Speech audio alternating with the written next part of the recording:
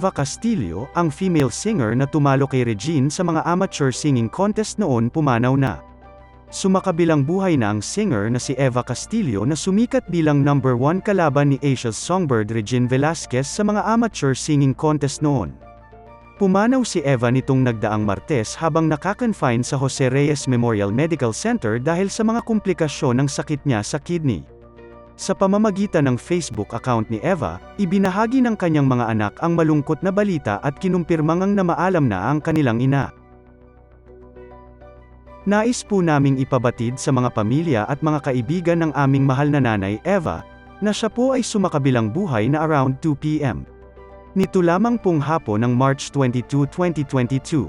We love you and we miss you Nanay Eva namin, rest in peace pahinga ka na, ang nakasaad sa opisyal na pahayag ng pamilya ni Eva. Base pa rin sa mga nakapost sa FB page ng yumaong singer, sumasailalim pala ito sa dialysis para sa kanyang sakit sa bato.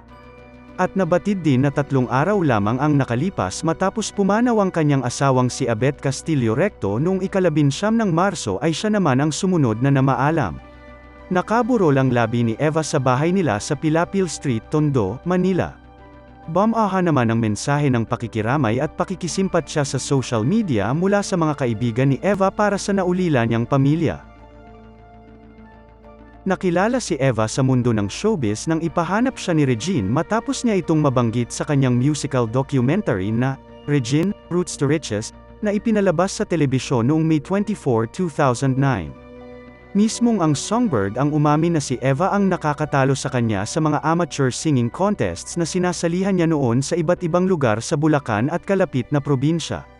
At mula nang mag-guest siya sa ilang show ni Regine sa GMA, ay nabigyan uli siya ng pagkakataong kumanta ngunit noong 2014 ay nalamang may tumor sa kidney, kaya napilitan siyang huminto sa pagtatrabaho. Sa pagkakaalam namin, hanggang sa mga huling taon ng buhay ni Eva ay talagang patuloy na nagbibigay ng tulong si Regine para sa kanyang pangangailangan. Taong 2017, ay sumali siya sa tawag ng tanghalan, ng It's Showtime, ngunit hindi siya pinalad na manalo.